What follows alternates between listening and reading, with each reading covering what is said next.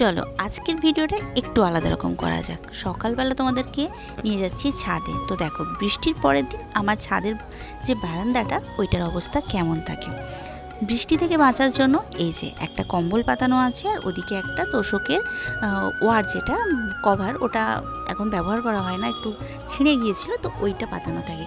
এটার কারণ হচ্ছে বৃষ্টি জলটা জানলাগুলো দিয়ে পুরোটাই আসে, সেই কারণে এগুলো পাতিয়ে রাখলে নিচের পাটা দিয়ে যে কাঠের যে পাটাটা পাতানো আছে ওইটা দিয়ে জলটা যাতে নিচে না পড়ে। তো চলো দেখতে থাকো। শুভ সকাল বন্ধুরা, আশা করছি তোমরা সকলে ভালো আছো। আমার ভিডিওতে তোমাদেরকে অনেক অনেক স্বাগত।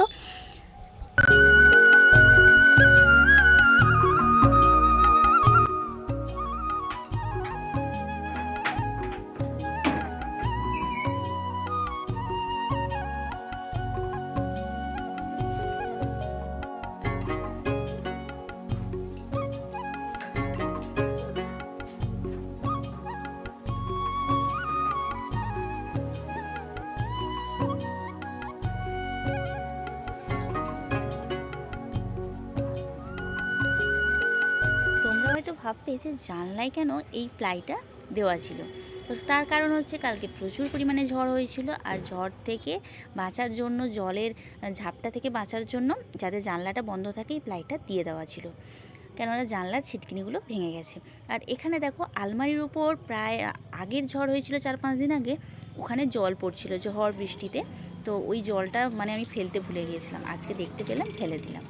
আর এই গামলাটা হচ্ছে আমার নিরামিষ, এতে যখন নিরামিষ কিছু রান্না করার হয়, রান্না করা যায় না গো, খুব অসুবিধা হয়, রান্না করে রাখার জন্য এই পাত্রটা বেস্ট একদম।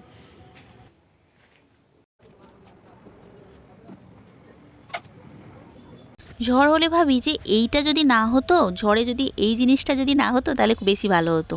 মানে ঝড়ের হাওয়াতে এই যে পলিথিনটা কি হয় বলো দেখি, উড়ে যায়, আর পলিথিনটা উড়ে যাওয়ার কারণে যত ঝড়ে ধুলোবালি ওড়ে, এই যে কাঠের যে পাটাগুলো দেওয়া আছে ওর ফাঁক দিয়ে আমাদের নিচের ঘরটায় ধুলো পড়ে। তো এইটা খুব অসুবিধে হয়। তো যাই হোক, এই অসুবিধাটা আর কিছু আমরা সুবিধা এখনও করতে পারছি না, চেষ্টা করব যদি কিছু করতে পারি। আর এখন আমি ঝাড়টা দিয়ে দিচ্ছি। আর সত্যি কথা বলতে এখানে ঝাড় দেওয়া মোছাতে অনেকটাই অসুবিধে হয়, সেটা আমি তোমাদেরকে একটু পরে বলছি। আর এখন কিন্তু আমার স্নান হয়ে গেছে, আমি সকালবেলা কিন্তু স্নান করার পরেই ছাদের ঘরে আসি।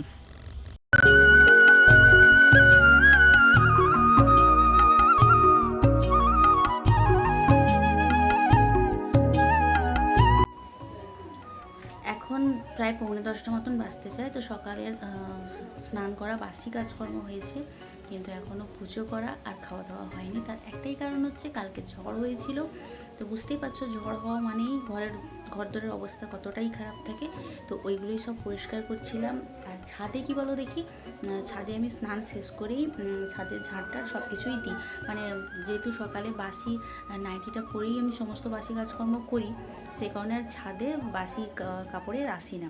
একদম স্নান শেষ করে তারপরেই ছাদে ঝাড় দিই, তারপরে ঠাকুরের বাসন টাসন ধুয়ে পুজোটা করি। তো এখন ছাদটা মোটামুটি একটু পরিষ্কার করেছি, আরও পরিষ্কার করা বাকি আছে। ঝাড়টা দিয়ে দিলাম, কিন্তু মোছা হয়নি, এখন মুছবো না, যেহেতু এখন পুজো টুজো করবো, বারবার আসতে হবে, শুধু ঠাকুরের কাজটা মুছে পুজো করে নেবো। আর আমার এই ছাদে বেশি মোছাও যায় না, তার কারণ তো দেখে বুঝতেই পারছি, বলছিলাম তো আমার ছাদে বেশি মোছা যায় না, তার কারণ মানে ছাদটা তো পলিথিন পাতা আছে, সবসময় মোছা সম্ভব হয়ে ওঠে না। তো মুছি, ঠাকুরের কাজটা মুছি, আর এই যে কালো পলিথিনটা যেই জায়গাটা আছে এই জায়গাটা মুছি। আর এই সাদা জায়গাগুলো কিন্তু মুছতে খুব অসুবিধা হয়। তো চলো এখন ঠাকুরের বাসন টাসন ধুয়ে পুজো করে নিই, তারপরে মানে খাবো, প্রচুর পরিমাণে খিদে পেয়ে গেছে। আর আজকে ভাবছি একটু জল ডালা ভাত খাবো। কালকে যে ভাত করেছিলাম, একজন পান্তা ভাত বলি, তো ওইটাই খাবো।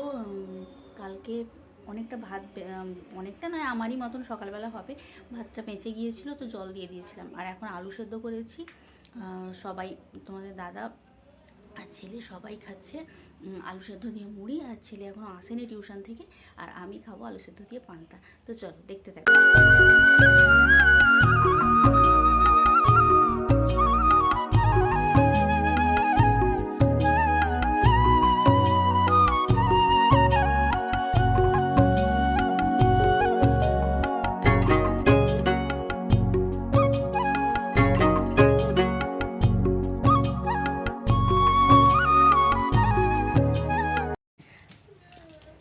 তোকে আমি ছাদে যেতে বললাম তো।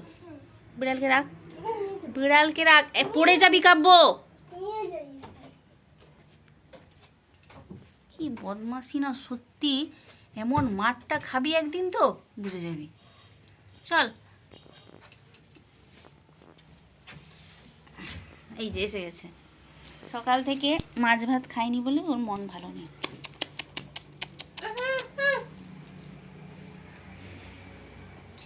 চল, আজকে গরম নেই, রোদটা উঠেছে কিন্তু আজকে ঠান্ডা আছে। চল, এখানে মাদুর নেই কিন্তু একটা কিছু পাঠিয়ে দিচ্ছি। ফ্যান চালিয়ে দে, জোরে ফ্যান চালিয়ে দে।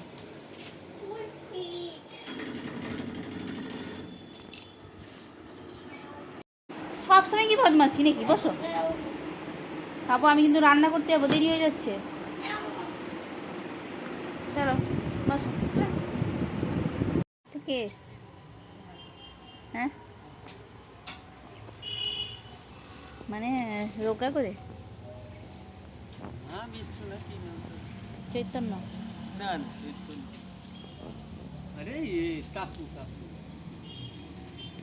কি গাছ ডুলি এ করে দিবে বললো?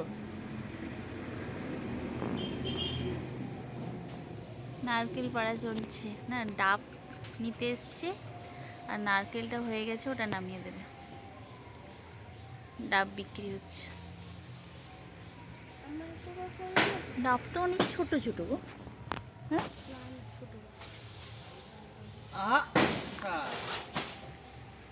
সব ভেঙে দিল। বিড়াল কই? বিড়াল নিয়ে চিন্তা করতে হবে না। তুমি এইখানে দুটো বাইকের মাঝে বসে গেছো কেন? বাইক দুটো পড়লে তোমার কি হালটা হবে বুঝতে পারছো? দেখ এখানে বসছে না, এটা পড়তে পারে তো। এটা যদি পড়ে এরকম ঘুরে গিয়ে পড়বে, এটা পড়বে না। এটা পড়লে কেমন হবে? এটা পড়বে না, পড়লে কেমন হবে? পড়বেই না। গাছে এই যে সজনে ডাঁটা আছে কিন্তু পারা যাচ্ছে না। স্ট্যান্ডটা আছে, নিহাত টানলে এই থেকে ভর করে এরকম একটু ঘুরে যাবে, এদিকে পড়বে। খুব কষ্টের কাজ। খাবো, স্যার চলে আসবেন, পড়তে বসো যাও। কটা বেজে? 4:30 বেজে গেছে। 4:30 বেজে এদের পড়তে আসছে না কেন?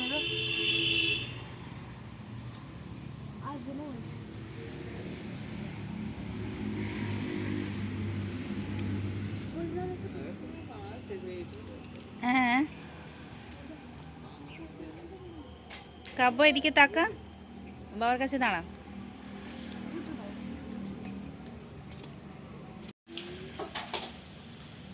এই তো ডাব নামছে, এই যে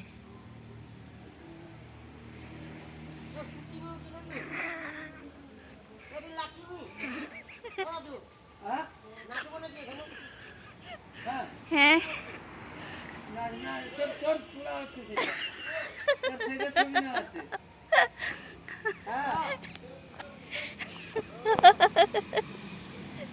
বলে বাইক পড়বে, বাইক বাবা বস, তুই এদিকে আয়, তুই এদিকে আয়, বাবা বসছে কিন্তু।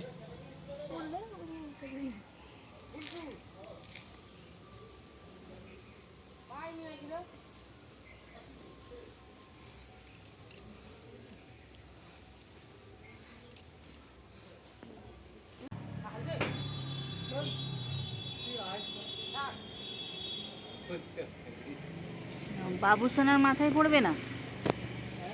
আরে বাবু সোনা আছে, তার মাথায় পড়ে যাবে তো সেই দিকে।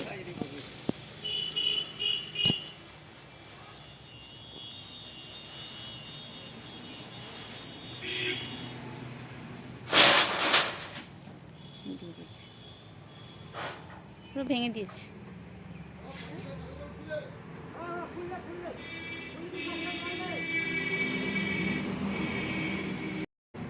ডাব নারকেল পাড়া হতে থাক বাবা, আমি এখন ঘরে যাই। এখন রোদটা কিন্তু বেশ ভালো লাগছে, আর দুয়ারটা কিন্তু 4:30, 37 মানে 37, 4টা এই দুয়ারটা বাবা সব ভেঙে টেঙে দিল নাকি। এই যে এই দুয়ারটা নাতা দেওয়ার কথা ছিল কিন্তু দিইনি, রোজ ঝড় হচ্ছে, কালকে তো শিলাবৃষ্টি হলো, এই জন্য আর সাহস পাচ্ছি না, কারণ নাতা দিলে শুকতে অনেকটা টাইম লেগে যাবে, সেই কারণে এখন আর নাতা টাতা দিচ্ছি না। তোমাদের দাদাভাইয়ের আজকে এই জুতোটা কেচে দিয়েছি, আমি পরিষ্কার করে দিয়েছি, খুব চকচক করছে নতুনের মতো। কাঁচা বললেগুলো কাটো না, এরা পড়তে হবে না। হাঁসটা এলে আস্তে করে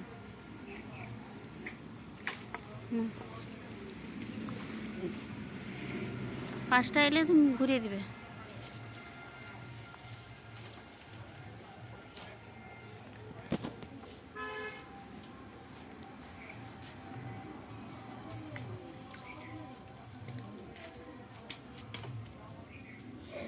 মট করে না মটকে যায় দুটো, আমার ভয় লাগবে।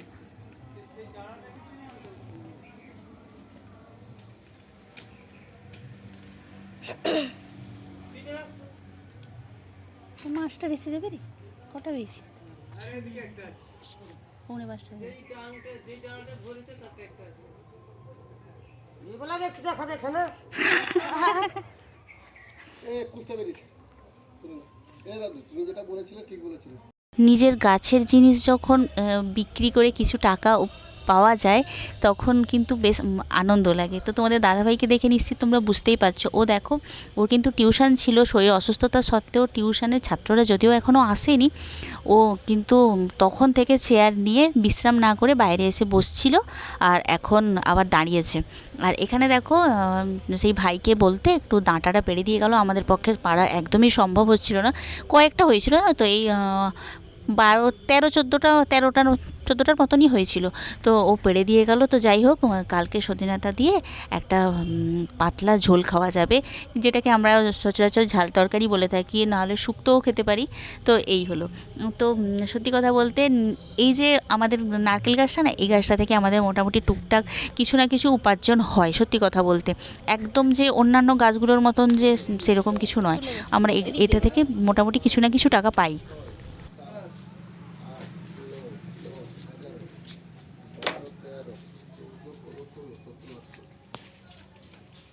একদম চলে এলাম সন্ধেবেলা, ডিম ভাজা করছি এখন, স্যার পড়াতে এসছেন ছেলেকে, স্যারের জন্য করব আজকে টিফিনে ডিম ভাজা, আর সঙ্গে করব কফি।